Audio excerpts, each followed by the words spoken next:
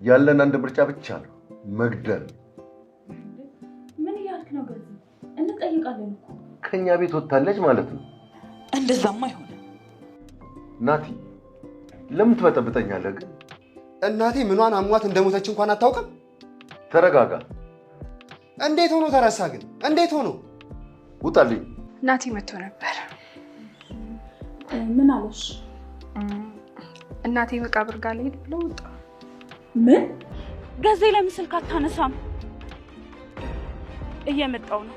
ጉድ ተፈጥሯል፣ አልቆልናል። ትሁቴ አንዳች የደበቀችው ነገር እንዳለና እንደምታውቅ አለመናገሯም ደግሞ ለሱም ይሁን ለሷ ለህይወቷ ከባድ ነገር የሆነ ሁላቸው መቋቋም እንደማይችሉት የማይችሉት ነገር የደበቀችው ነገር እንዳለ ናታን ተረድቷል። ጥያቄውንም ታዲያ በቀጥታም ጠይቋን ነበረ። ትሁቴ ንገሪኝ፣ ምንድነው የምታውቂው? የተለየ ነገር አለ? በተለይም ደግሞ እሱ ሌላው ነገር ባይገለጥለትም እናቴ ሞታለች የሚለውን እንዲያምን ስላደረጉት ታዲያ እናቴ ሞታለች ብሎ አምኖ ተቀብሏል። ነገር ግን አሁን ላይ ከነዚህ ሰዎች ዘንድ የተደበቀ ነገርና ከባድ ነገር አለ። ትሁቴ መናገር የማይችለው ነገር የእናቴ ገዳዮች እነሱ ናቸው ብሎ ማመኑ ነው። በሌላ በኩል ደግሞ ትሁቴ ያላሰበችው አዲስ ከባድ ፈተና ገጥሟታል። ቁልፉን አንስታ ወደ ክፍሏ ከገባች በኋላ ወደ አለሜ ክፍል ከገባች በኋላ ቁልፉን ወደ ነበረበት ቦታ መመለስ ዘንግታ ነበረ። ታዲያ እነዚህ ሰዎችም ደግሞ ጥርጣሬ ስለነበረባቸው ምናልባትም ደግሞ ጥርጣሬ ስለነበረባቸውም ሊሆን ይችላል አስቀምጠውላት የነበረው ቁልፉን። ታዲያ ቁልፉ አሁን ላይ በትሁቴ መኝታ ክፍል የምተኛበት ፍራሽ ላይ ተገኝቷል። ይህንንም ነገር ደግሞ በቀጥታ ትሁቴን እንጨርሳት ወደሚለው ውሳኔ ወስዶት ነበር ገዙ። ነገር ግን ባለቤቱ ደግሞ አይሆንም፣ መሆን የለበትም፣ የተሻለ ሌላ ዘዴ እኛን የማያስጠይቀን፣ ምክንያቱም እኛ ጋር የመጣችው በደላላ ነው፣ በተያዥ ነው። ስለዚህ እኛ ጋር መታ የምትቀር ከሆነ ተጠያቂ እንሆናለን ስትልም አሁኑን እንጨርሳ ከሚለው ሀሳብ የተሻለ ሀሳብ ያመጣች ይመስላል። ታዲያ ገዙም ደግሞ አረጋግጭልኝ፣ በመጀመሪያ ማረጋገጥ ይኖርብናል። ከዚያም እሷ ወደ ቤተሰቦቿ ከሄደች በኋላ እንግዲህ ከነሱ ቤት በወጣችበት ቅጽበት ወደ እነሱ ቤት ተመልሳ ሰዓት መጣ አየር ላይ እንድትቀር የሚያደርግ ነገር። ቅድሚያ ግን ይቺ ልጅ ገብታለች አልገባችም፣ አለሜን አይታታለች ወይስ አላየቻትም የሚለውን ፈተና በመጀመሪያ እንፈትናታለን ነበር ያሉት። ሰላም ጤና ይስጥልኝ ውድና የተከበራችሁ የቻናሌ ቤተሰቦች እንደምን አላችሁ? ሁላችሁም በያላችሁበት የዓለም ዳርቻ ሰላማችሁ ብዝት ይበልልኝ። ቀጣይ ክፍል ትሁቴ ተወዳጁ ድራማ ገዙ የለመደበት አረመኔ ጨካኝ እንግዲህ ትሁቴ ወደዛ ክፍል ገብታለች ማለት ነው። ቁልፉ ከሷ ጋር ተገኘ ማለት እንግዲህ ይህንን ሚስጥር ታውቃለች ማለት ነው። ስለዚህ ወደ መጨረሻ ውሳኔ ይህንን ታውቃለች ማለት ህይወታችን አደጋ ላይ ነው፣ ሚስጥራችን ይጋለጣል፣ ምን ሊከተላቸው እንደሚችል ያውቃልና ታዲያ ማሰናበት አለብን ወደሚለው ወደ ጭካኔ ውሳኔ ነበር ያመራው። በሌላ በኩል ደግሞ ባለቤቱ ይህ ነገር እንዲሆን አልፈቀደችለትም። ምክንያቱም ቁልፉን ማምጣቷ ከሷ ክፍል መገኘቱ እሷ እርግጠኛ አይደለሁም ገብታ ባይሆንስ እያጸዳች ወይ ይዘው ይሆንስ የሚል የተለያየ ግምት ሰጥተዋለች። ገዙ ግን አንድና አንድ እሱ የሚያስበው ነገርና ተንኮለኛ ስለሆነ ስለዚህ ሁሉም ሰው እንደራሱ ስለሚመስለው በጭራሽ ቁልፉ ከሷ ጋር ሊሆን አይችልም፣ እንዴት ከሷ ጋር ቁልፉ ሆኖ እንዴት አልገባችም የሚል ሀሳብ ታስቢያለሽ ይላል። በሌላ በኩል ቤቲ ደግሞ ለምን ፈተና አንፈትናትም ብላለች።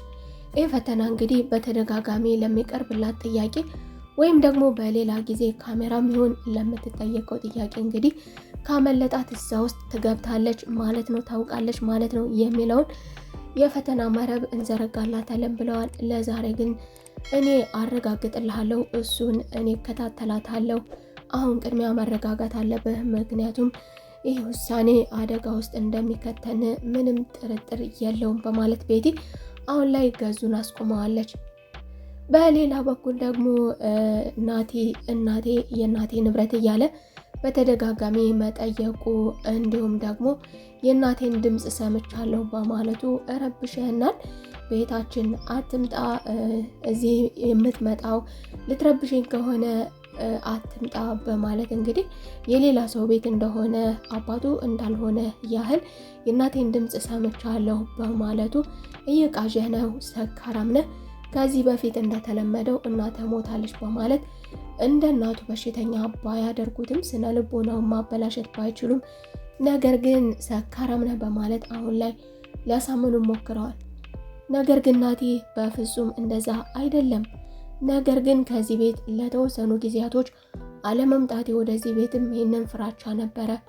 እናቴን ከዚህ ቤት ከመጣሁኝ የእናቴን ድምፅ፣ የእናቴን ሽታ፣ የእናቴን ትውስታ ስለማይ ስለዚህ አሁንም ደግሞ እየመጣብኝ ሊሆን ይችላል እንጂ በፍጹም ጠጥቼ አይደለም በማለት አሳምኖት ነበረ።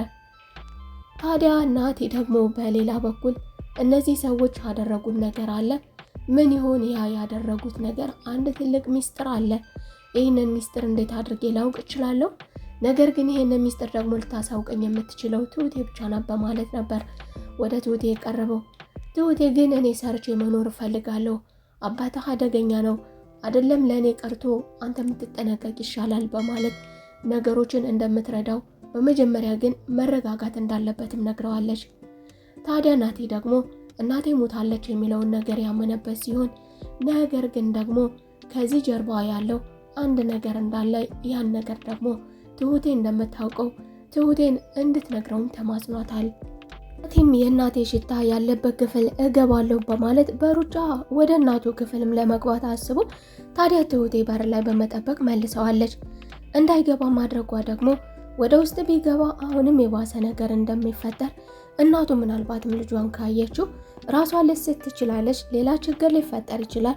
ይህችን ሴትዮ ልጅሽ ሞቷል፣ ልጅሽን ገለሸዋል ካሏት በኋላ ታዲያ በአካል ልጇን ብታየው አሁን ላይ ምናልባትም ልታብድ አእምሮዋን ልስት እንደምትችል ትሁቴ ተገንዝባለች። ምክንያቱ ደግሞ ከዚህ በፊት ስለ ናታን በህይወት መኖር በህይወት እንዳለ ልጅሽን ባሳይሽስ ባለች ቅጽበት እንግዲህ እቺ ሴትዮ ምን አይነት አስተሳሰብ እንዳላት የልጇን በህይወት መኖር እንደማትቀበለውና እነዛ ሰዎች አእምሮዋ ላይ እንደተጫወቱባት ልጅሽ ሞቷል የሚለውን ነገር አምና ተቀብላለች። ታዲያ በዚህ ሁኔታ ውስጥ ሆና ደግሞ ትሁቴ መግባቷም ትልቅ ዋጋ እያስከፈላት በመሆኑም አሁን ላይ እንዲረጋጋና ነገሮቹ እንዳይበላሹ ያሰብኩን ነገር እንዳይበላሽ በማለት ትሁቴ እንዲረጋጋ ብቻና እንደምትተባበረውም ቃል ገብታለታለች። እንግዲያውስ ይህ ከሆነ እንግዲህ በቃ ሁሉንም ነገር ደግሞ ከእናቴ ሽታ ከእናቴ መቃብር ሆኜ ደግሞ ሁሉንም ነገር ለእናቴ እነግራታለሁ። መቃብር ላይ እናቶች ወይም ደግሞ የሚወዱት ሰው ሲለይ መቃብር ላይ እየሄዱ ሰዎች ይዘይራሉ። የቤተሰቡን መቃብር ማንኛውም ሰው ያውቃል። ናቲም ወደ እናቱ መቃብር ቦታ ልሄድ ነው በማለት ለትሁቴ የሚሄድበትን ቦታ ካሳወቃ በኋላ ወደ መቃብር ቦታ ብሎ ወጥቷል። ታዲያ ቤቲም ደግሞ ከቆይታዎች በኋላ ወደ ቤት ስትመለስ አመላለሷ ወደ ቤት ትሁቴ እዛ ክፍል ገብታ እንደነበረና እንዳልነበረ የምታውቀው ነገር እንዳለ ነገሮችን እያዋዛች ለማባበል ለመጠየቅ ሞክራ ነበረ። በቅድሚያ ግን ከዛ ቤት ማን መጥቶ ነበር የሚል ጥያቄ ስጠይቃት ናቲ መጥቶ ነበረ፣ ነገር ግን ወዲያው ተመልሶ ወጥቷል። እናቴን ማግኘት እፈልጋለሁ ከእናቴ መቃብር ብሎ ወደ እናቱ መቃብር ስፍራ ሄዷል ብላ መልሳላታለች። ታዲያ ቤቲ ደግሞ ደርሳ ልውጥ ብላለች። ይህ ነገር ደግሞ የተለያየ ምላሽ መልሶላታል ቤቲ። የመጀመሪያው ምላሽ ይህቺ ሴትዮ ሞታለች የሚለውን ነገር ትሁቴ አምና እንደተቀበለች አረጋግጦላታል። ሁለተኛው ደግሞ ለናቲ እናተ ሞታለች የሚሉትን መቃብር ቦታ ከሄደ በእናቱ ስም የሆነ ምንም አይነት የመቃብር ቦታ ስለሌለ ስለዚህ እሱ የእናቱን መቃብር ቦታ ሄደ ማለት ሌላ ችግር ውስጥ እንደሚገባ ስለተገነዘበች ታዲያ ቤቲም ደግሞ ወዲያው ተከትለውም ነበረ። ናቲን ተከትላ ለማስቆም ብትሞክርም ነገር ግን አልሆነላትም። ታዲያ ወደ ባለቤቷ በመደወል በተደጋጋሚ ይህንን ነገር እንዲያስቆም ቀድሞ እንዲደርስበትና ነገሮችን የተሻለ ወይም ደግሞ ሁለታቸውን አንድ የሚያደርጋቸውን ነገሮች እንዲማከሩ ለናቲ ምን ብለው ማስረዳት እንዳለባቸው ሁለታቸውም ለሚጠይቃቸው ጥያቄ ተገቢ ምላሽ ባለመመለሳቸው እንግዲህ ይሄ ልጅ ከዚህ በፊት ጠይቆ የማያውቀውን ነገር ጠይቋል።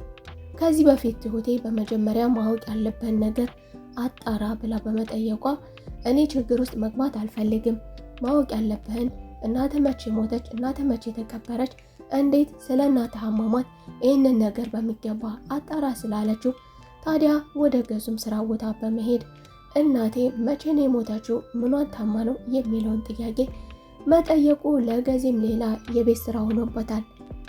በሌላ በኩል ደግሞ አሁን በአቋራጭ ወደ ይህኛው ምላሹ ሳይመለስለት በአቋራጭ ወደ መቃብር ስፍራ መሄድ ለእነዚህ ሰዎች እንግዲህ ሌላ ፈተና ሆኖባቸዋል።